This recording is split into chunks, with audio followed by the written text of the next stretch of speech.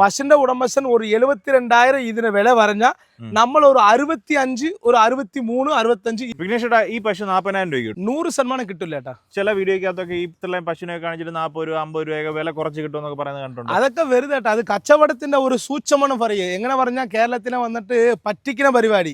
ആ പറ്റിക്കുന്ന പരിപാടി ഇവിടെ ഏത് സ്ഥലത്തിലും അങ്ങനെ കിട്ടത്തില്ല. ഈ പശു വന്നിട്ട് ഒരു 3ാമത്തെ ലാക്ടേഷൻ.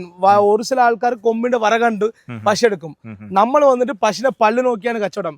ഇത്ര വലിയ പശു 2 നേരം കൂടി ഒരു 15-16 ലിറ്റർ മാത്രമേ കിട്ടൂ. ഈ പശു ജെർസി ഒരു 16 ലിറ്റർ കിട്ടുന്ന പൈ ഇത്ര വലുപ്പത്തിലുള്ള പൈ 40-50 100% കിട്ടില്ല. പിന്നെ അതിന്റെ മോഹവില അനുസരിച്ച് ഇപ്പൊ വന്നിട്ട് ഈ പശു എനിക്ക് ഇഷ്ടപ്പെട്ടു 2000 കയറ്റി കൊടുത്താലും നല്ല പശു തന്നെ നമുക്ക് കയറ്റി കൊടുക്കാം.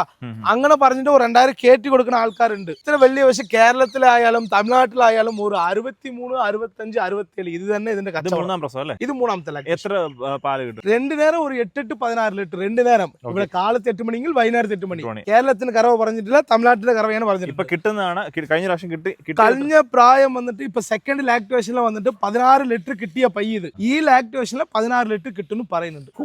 കൂടുതൽ കിട്ടണമെങ്കിൽ ഇവിടുത്തെ തീറ്റയ്ക്ക് ഇത് ഇത്ര തന്നെ കിട്ടും.